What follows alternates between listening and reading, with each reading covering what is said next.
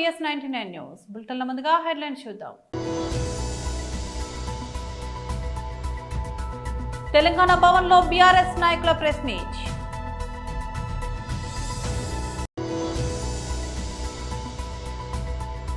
BJP OBC Morcha రాష్ట్ర అధ్యక్షులు G Anand Goud press meet.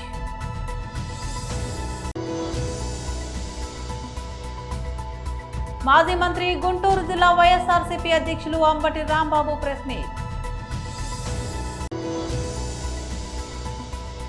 పెళ్లి వాయిదా తర్వాత తొలి పోస్ట్ స్మృతి ఎంగేజ్మెంట్ రింగ్ మిస్సింగ్ పై అనుమానాలు. తెలంగాణ భవన్లో బీఆర్ఎస్ నాయకుల ప్రెస్ మీట్ నిర్వహించారు. ఈ రౌండ్ టేబుల్ సమావేశాన్ని నిర్వహిస్తా ఉన్నాం. దీని ద్వారా కార్మిక ఉద్యోగ వర్గాలకు ప్రయోజనాలు చేకూరేటట్టుగా కృషి చేయాలని చెప్పేసి అలా పార్టీ భావిస్తూ ఉంది. దీనికి మన మాజీ ఎంపీ వినోద్ కుమార్ గారు దీన్ని మొత్తం కూడా కోఆర్డినేట్ చేస్తున్నారు. వారిని మాట్లాడాల్సిందిగా కోరుతా ఉన్నాం.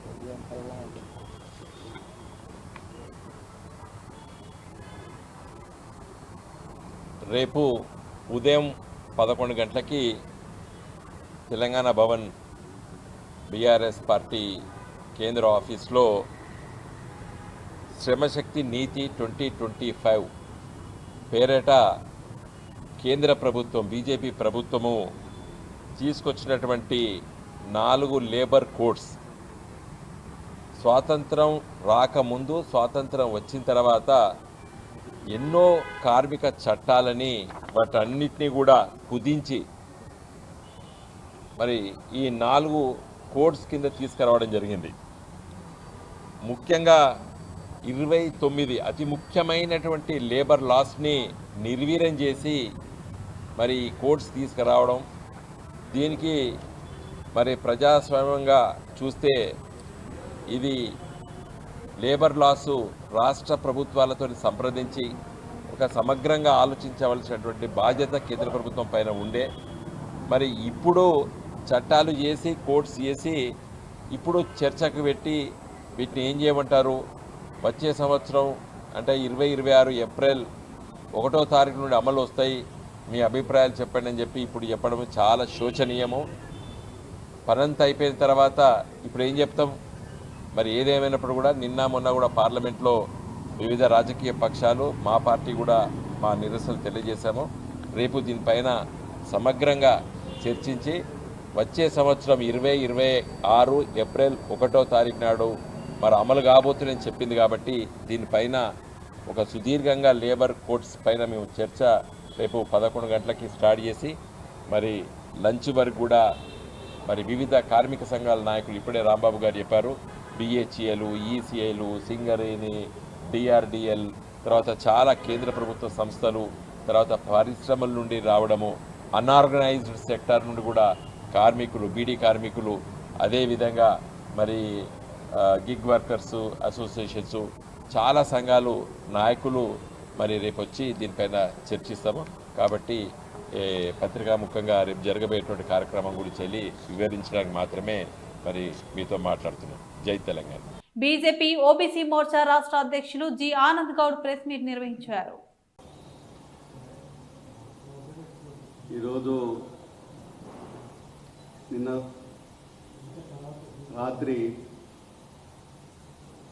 సాయి ఈశ్వరచారి అనే వ్యక్తి సంగారెడ్డి జిల్లాకు చెందిన వ్యక్తి అని తెలిసింది. అతను నిన్న బోడుప్పల్లో ఒక యూట్యూబ్ ఛానల్ దగ్గరికి వెళ్ళి అక్కడ పెట్రోల్ పోసుకొని తగిలించుకోవడం. అయితే మేము వెళ్ళి ఇప్పుడే నేను గాంధీ హాస్పిటల్కి వెళ్ళి వస్తున్నాను. గాంధీ హాస్పిటల్ మార్చర్లో అతని పోస్ట్ మార్టం జరుగుతుంది. తెలిసిన విషయం ఏంటంటే అక్కడ అతను వెళ్ళి అక్కడ మీడియాని కలవడానికి వెళ్ళి బయటకు వచ్చి బయట కిరోసిన్ పోసుకొని కింద పడ్డ తర్వాత అక్కడ స్థానికులు వీడియో తీసారు. ఆ వీడియో తీసినప్పుడు అతన్ని అడిగారు, ఎందుకు చనిపోయినావు, ఏమైందని. అలా రకరకాలుగా 4-5 ప్రశ్నలు వేసినప్పుడు ఈ 42% బీసీ రిజర్వేషన్ అమలు అయ్యేటట్లేదు, దాని గురించి అన్నట్టు బీసీ రిజర్వేషన్ల గురించి అన్నట్టు అతను అనుకుంటా జవాబిచ్చింది. ఒకటి, ఈ కాల్చుకొని చనిపోయిన వ్యక్తులు ఇంకొక 10 నిమిషాల్లో చనిపోతామంటే కూడా గట్టిగా మాట్లాడతారు. వేరే వేరే పద్ధతిలో చనిపోయిన వాళ్ళు కొంతమంది స్లో కోల్పోవడము జరిగితే, కానీ కాల్చుకున్న వ్యక్తులు మాత్రం లాస్ట్ వరకు కూడా గట్టిగా మాట్లాడతారు, గట్టిగా చెప్తారు. దీన్ని బట్టి ఏంటంటే మానసికంగా ఈ సాయి ఈశ్వరాచార్య అనే వ్యక్తి బాగా దాన్ని మనసు మీద తీసుకున్నట్టు అనిపించింది. మేమేమంటున్నామంటే ఇప్పుడే కానీ ప్రాణత్యాగం చేసే వరకు ఒక ఉద్యమంలో ఒక సమస్య గురించి పోరాడే వ్యక్తులు ఎప్పుడు కూడా చనిపోకూడదు అంటున్నాం. ఎందుకంటే ఎప్పుడైనా ప్రభుత్వాలు కానీ ఏదైనా మాటిచ్చి తప్పితే పోరాటాల ద్వారా సాధించుకోవాలి, కానీ మా విలువైన ప్రాణాన్ని పోగొట్టుకొని ఈ ప్రభుత్వం ఇచ్చిన మాట నిలబడుతుంది అనుకోవడం కరెక్ట్ కాదు. ఎందుకంటే అతనికి చిన్న పిల్లలు, 3 పిల్లలు ఉన్నారు. రాజకీయమైన రిజర్వేషన్లకు మాట ఇచ్చి తప్పింది కాంగ్రెస్ ప్రభుత్వం, అది అందరికీ తెలుసు. అయినా మేము ముందు నుంచి చెప్తున్నాం, ఈ కాంగ్రెస్ పార్టీ ఇచ్చిన మాట నిలబెట్టుకోవడంలో ఎప్పుడు కూడా వాళ్ళు విజయవంతం కాలేదు. వాళ్ళు ఎప్పుడు మాట నిలబెట్టుకోలేదు. ఇచ్చిన మాటని నిలబెట్టుకోకపోవడము, మాట తప్పడమే కాంగ్రెస్ పార్టీ పాలన. మాజీ మంత్రి గుంటూరు జిల్లా వైఎస్ఆర్సీపీ అధ్యక్షులు అంబటి రాంబాబు ప్రెస్ మీట్ నిర్వహించారు. ఉత్తరాంధ్ర వరకు టోటల్ గా అన్ని ప్రాంతాలకి ఉపయోగపడేటటువంటి ప్రాజెక్ట్ పోలవరం ప్రాజెక్ట్. గోదావరి మీద నిర్మించాలని చాలా కాలం నుంచి అనుకుంటున్నప్పటికీ కూడా దాన్ని సాకారం చేసినటువంటి వ్యక్తి డాక్టర్ వైఎస్ రాజశేఖర రెడ్డి గారు. రాజశేఖర రెడ్డి గారు సర్వశక్తులు ఒడ్డి ఈ ప్రాజెక్టుని కేవలం రాష్ట్ర ప్రభుత్వం యొక్క నిధులతోనే నిర్మాణం చేయాలని ధైర్యంగా ప్రారంభించారు. అలాంటి ప్రాజెక్టు కొనసాగుతూనే ఉంది. అమరావతి ఏమో అంతులేని కథ అయింది, ఈ పోలవరం ప్రాజెక్ట్ ఏమో ముగింపు లేని కథ అవుతా ఉంది. ఈ రెండిటికి ప్రధానమైన కారణం నారా చంద్రబాబు నాయుడు గారి యొక్క అసమర్థత, అనాలోచిత చర్య. కేవలం డబ్బు సంపాదించుకోవటమే ప్రధాన ధ్యేయంగా పెట్టుకొని పోలవరం ప్రాజెక్టును కూడా సర్వనాశనం చేసే కార్యక్రమాలు చేశారు. సరే, 2004 పూర్వం చేసినటువంటి అవినీతులు, అక్రమాలు అవి పక్కన పెడితే 2014-19లో అధికారంలోకి వచ్చిన తర్వాత చంద్రబాబు నాయుడు గారు ఈ ప్రాజెక్టుని ఒక ఏటీఎం లాగా వాడుకున్నారు. డబ్బులు సంపాదించడానికి ఉపయోగపడేటటువంటి ప్రాజెక్టు, తెలుగుదేశానికి ఉపయోగపడేటటువంటి ప్రాజెక్టుగానే పెట్టారు తప్ప తెలుగు ప్రజలకు జీవనాడిగా ఉండేటటువంటి ప్రాజెక్టుగా దీన్ని తీర్చిదిద్దటంలో ఉద్దేశపూర్వకంగా విఫలమయ్యారు. ఎందుకు ఉద్దేశపూర్వకంగా విఫలమయ్యారని చెప్తున్నానంటే, సరే రాజశేఖర రెడ్డి గారు దీన్ని రాష్ట్రం యొక్క నిధులతోనే పూర్తి చేయాలని భావించిన తరువాత రాష్ట్రం విడిపోవలసిన అనివార్యమైన పరిస్థితి వచ్చినప్పుడు కేంద్ర ప్రభుత్వం ఈ ప్రాజెక్టుని మేమే కడతాం, ప్రతి పైసా కూడా మాదే, మేము పూర్తి చేసి రాష్ట్రానికి ఇస్తాం, ఎందుకంటే హైదరాబాద్ అంటే ఒక మహాపట్టణాన్ని మీరు కోల్పోతున్నారు కాబట్టి, ఆదాయం తగ్గుతుంది కాబట్టి, మీకు నష్టం జరుగుతుంది కాబట్టి అని భావించి మొత్తాన్ని మేమే కడతామన్నారు. అన్ని టోటల్గా కడతామని చెప్పి విభజన చట్టంలో పెట్టారు. దురదృష్టవశాత్తు నారా చంద్రబాబు నాయుడు గారు ముఖ్యమంత్రి అయ్యారు. విభజన తర్వాత ఆంధ్రప్రదేశ్కి కేంద్ర ప్రభుత్వం కట్టవలసినటువంటి ప్రాజెక్టుని నేనే కడతానన్నాడు. సంగీత దర్శకుడు పలాష్ మచల్తో వివాహం వాయిదా పడిన తర్వాత భారత మహిళా క్రికెటర్ స్టార్ స్మృతి మంతానా పెట్టిన ఓ ఇన్స్టాగ్రామ్ పోస్ట్ ఇప్పుడు సోషల్ మీడియాలో హాట్ టాపిక్ గా మారింది.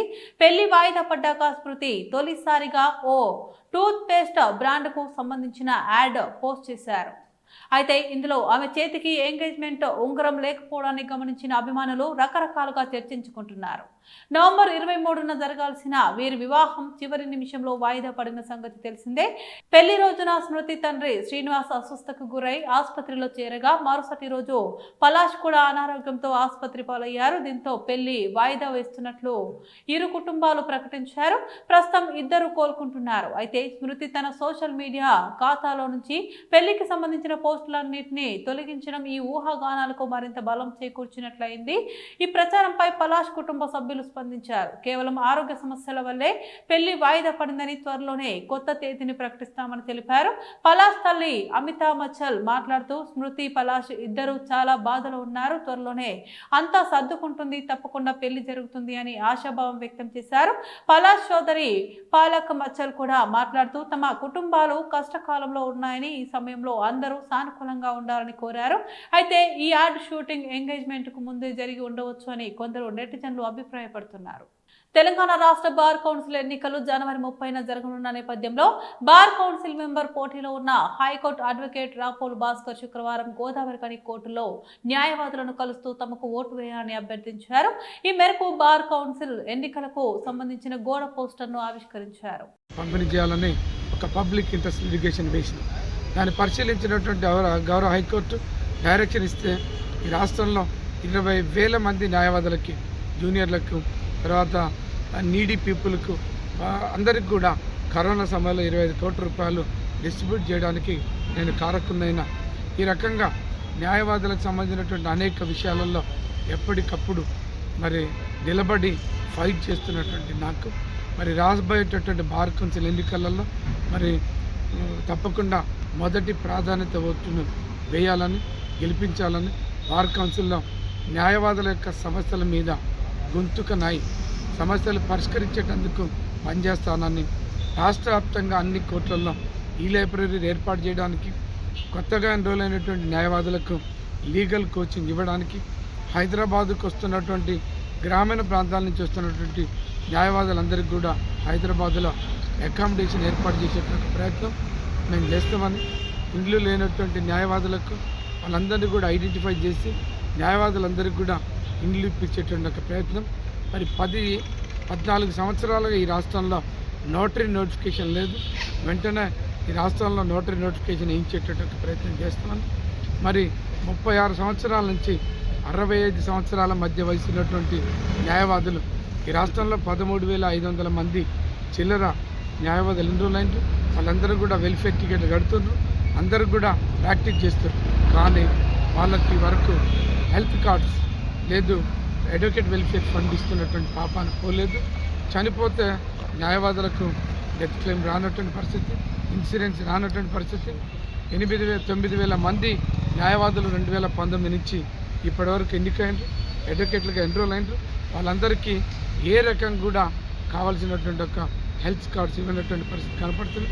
అందుకని ఎన్ని సమస్యల మీద నేను గొంతుకనై పనిచేస్తా. జూనియర్ న్యాయవాదుల కోసం, సీనియర్ న్యాయవాదులు అయినటువంటి వాళ్ళకు, 60 సంవత్సరాలు దాటినటువంటి న్యాయవాదులకు చనిపోయిన తర్వాత డబ్బులు ఇచ్చే బదులు 60 ఏళ్ళు దాటినటువంటి న్యాయవాదులందరికీ కూడా ఈ రాష్ట్రంలో మరి profit advocate pension, retirement pension కానీ మరి ఈ రకంగా ఇస్తామని చెప్పేసి ఇప్పించేటటువంటి ప్రయత్నం చేస్తానని మీ అందరికీ కూడా నేను మాటిస్తున్నాను. మరి మొదటి ఓటుని వేయాలని, గెలిపించాలని చెప్పేసి నేను విజ్ఞప్తి చేస్తున్నాను.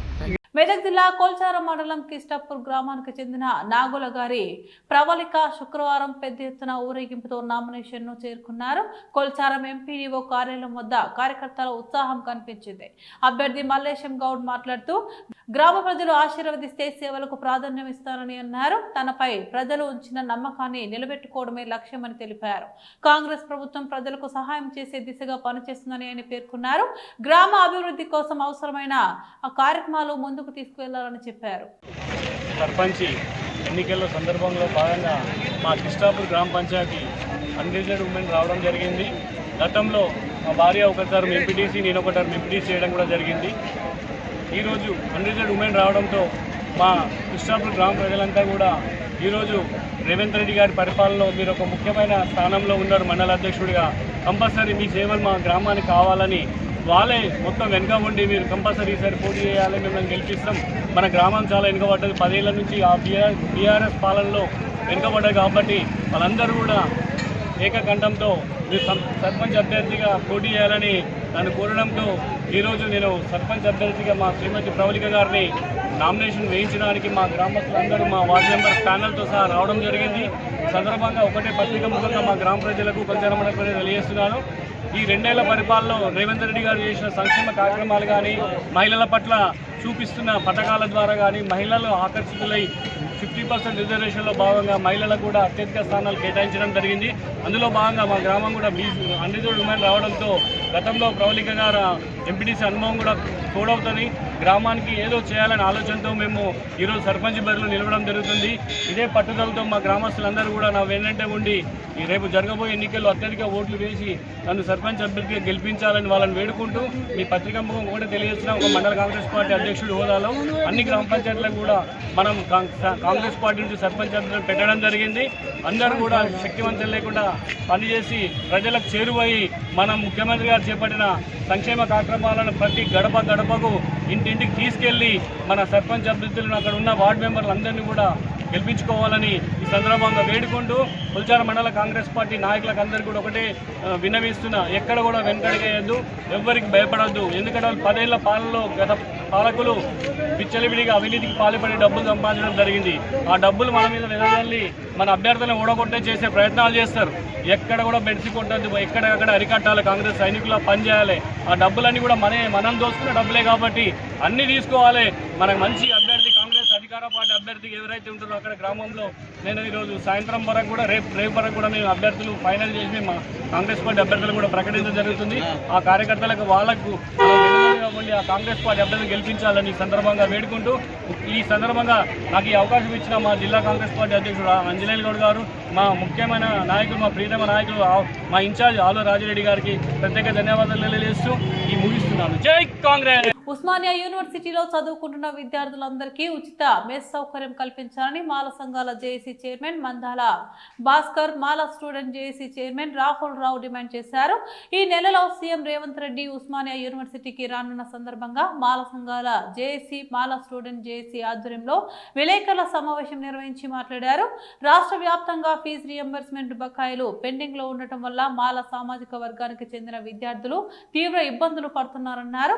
రాష్ట్ర ప్రభుత్వం అనాలోచితంగా చేసిన ఎస్సీ వర్గీకరణ వల్ల మాలలు తీవ్రంగా నష్టపోతున్నారన్నారు. మాల విద్యార్థుల భవిష్యత్తు పైన సీఎం రేవంత్ రెడ్డి స్పష్టమైన ఒక ప్రకటన చేయాలన్నారు. లేని పక్షంలో సీఎం రేవంత్ రెడ్డి ఓయూ పర్యటనను తాము ఖచ్చితంగా అడ్డుకొని తీరుతామని హెచ్చరించారు. రేవంత్ రెడ్డి గారు ఉస్మానియా యూనివర్సిటీకి రెండోసారి వస్తున్నాడని 2 సంవత్సరాలకు సంబంధించినటువంటి ఉత్సవాలు ఇక్కడ జరుపుతామని చెప్పేసి చెప్తా ఉన్నారు. ముఖ్యమంత్రి గారిని నేను అడుగుతా ఉన్నా, మొన్న ఠాగూర్ ఆడిటోరియంకు వచ్చినప్పుడు మీరు ఇక్కడ యూనివర్సిటీని ఉస్మానియాను కేంబ్రిడ్జ్ యూనివర్సిటీ లాగా, స్టాన్ఫోర్డ్ యూనివర్సిటీ లాగా చేస్తానని చెప్పావు. మరి ఈ 3-4 నెలల్లో మీరు యూనివర్సిటీలకు సంబంధించిన విషయంలో మీకు ఏమి అవగాహనతో చేశారో మీరు ఇక్కడికి వచ్చే ముందే తెలియజెప్పాలి. అంతేకాకుండా ఈ తెలంగాణ రాష్ట్రంలో విద్యా వ్యవస్థ పైన 10 సార్లు సమీక్ష చేశారు. 10 సార్లు చేసి 10 పైసలు కూడా ఇవ్వలేదు. మీరు రెండోసారి ఉస్మానియాకు వస్తున్నామని చెప్పేసి పేపర్లలో చూస్తూ ఉన్నాం.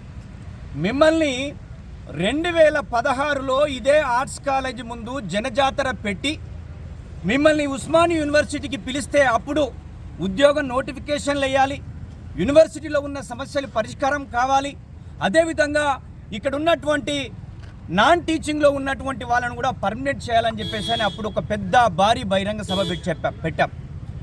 ఆ సభలో మీరు వచ్చి నేను మీ తరపున కొట్లాడతా అని చెప్పేసి ఇదే వేదికగా ఉస్మానియా యూనివర్సిటీ తెలంగాణ రాష్ట్ర ఉద్యమంలో 120 కేసులు పెట్టుకున్న మందాల భాస్కర్, అదేవిధంగా మీ కాంగ్రెస్ పార్టీలో ఉన్న విద్యార్థి నాయకులు చాలామంది కలిసి పెట్టాం. ఆ విద్యార్థి నాయకులకు ఏం న్యాయం చేశారు, ఎంతమందికి ఎమ్మెల్యేలు ఇచ్చారు, ఎంతమందికి నామినేటెడ్ ఇచ్చారు, ఒకసారి సమీక్ష చేసుకోవాల్సిన అవసరం ఉందని నేను గుర్తు చేస్తా ఉన్నా.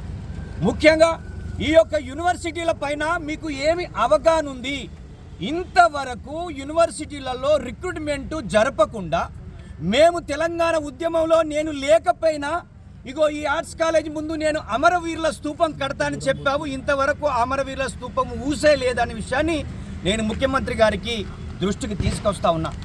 నీవు ఆ రోజు ఏ రోజైతే జనజాతర జరిగిందో ఆ జనజాతర తర్వాతనే నువ్వు పిసిసి అధ్యక్షుడు అయ్యావు, ఆ తర్వాతనే మీరు ముఖ్యమంత్రి అయ్యారు. మీకు ఆ రోజు అన్నారు జూబ్లీహిల్స్లో మా విద్యార్థి నాయకులను పిలిచి, మీరు పెట్టిన ఈ జనజాతర వల్ల నేను తెలంగాణ ప్రజలకు దగ్గరైనా, విద్యార్థి యువతకు దగ్గరయ్యానని చెప్పారు. కానీ ఈరోజు రేవంత్ రెడ్డి గారు మీరు ఈ 2 సంవత్సరాలలో 6 గ్యారంటీలలో ఫెయిల్ అయిపోయారు. ఆయన గత ప్రభుత్వము ఏం చేసిందంటే ఆ గత ప్రభుత్వం ఏంటంటే నాశనం చేస్తే ఈ ప్రభుత్వం మీరు సర్వనాశనం చేశారని మేమైతే భావిస్తూ ఉన్నాం. మీరు ఫ్యూచర్ సిటీ పేరిట నిర్మిస్తున్నటువంటిది అది మీ కుటుంబం యొక్క ఊరు ఇల్లుగా మేమైతే భావిస్తూ ఉన్నాం. 900 కోట్ల యొక్క ప్రభుత్వ ఆస్తులు అమ్ముతావని చెప్పేసి కూడా ఈరోజు పేపర్లలో చూస్తూ ఉన్నాం. ముఖ్యంగా నువ్వు యూనివర్సిటీలలో చదువుకోలేదు, యూనివర్సిటీలో సమస్యలు తెలియదు. మీరు ఎన్ని యూనివర్సిటీలు ఉన్నాయి, ఎన్ని డిగ్రీ కాలేజీలు ఉన్నాయి, ఎన్ని పీజీ కాలేజీలు ఉన్నాయో 6 శాఖలు నీ దగ్గర పెట్టుకున్నావు. ఇంతవరకు వాటి మీద సమీక్ష చేయలేదని చెప్పేసి అని మీకు గుర్తు చేస్తా ఉన్నాను. ఈరోజు ఈ రాష్ట్రంలో బీసీలకు సంబంధించిన రిజర్వేషన్ సమస్య పరిష్కరించలే. ఎస్సీల వర్గీకరణ వల్ల మాల సామాజిక వర్గం రిజర్వేషన్ పోయింది. 6 నెలల్లో మొత్తం విద్యా ఉద్యోగాలలో మాల సామాజిక వర్గం తన యొక్క అస్తిత్వాన్ని కోల్పోయి ఈరోజు రోడ్ల మీద పడ్డటువంటి పరిస్థితి. బులెటిన్ ముగించే ముందు మరోసారి హెడ్లైన్స్ చూద్దాం. తెలంగాణ భవన్లో బీఆర్ఎస్ నాయకుల ప్రెస్ మీట్.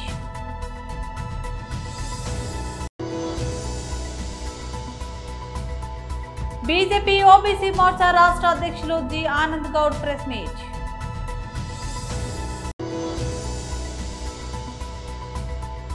మాజీ మంత్రి గుంటూరు జిల్లా వైఎస్ఆర్సీపీ అధ్యక్షులు అంబటి రాంబాబు ప్రెస్ మీట్. పెళ్లి వాయిదా తర్వాత తొలి పోస్ట్ స్మృతి ఎంగేజ్మెంట్ రింగ్ మిస్సింగ్ పై అనుమానాలు. ఇవి బులెటిన్ అప్డేట్స్. మరో బులెటిన్లో మళ్ళీ కలుద్దాం. అంతవరకు సెలవు, నమస్తే.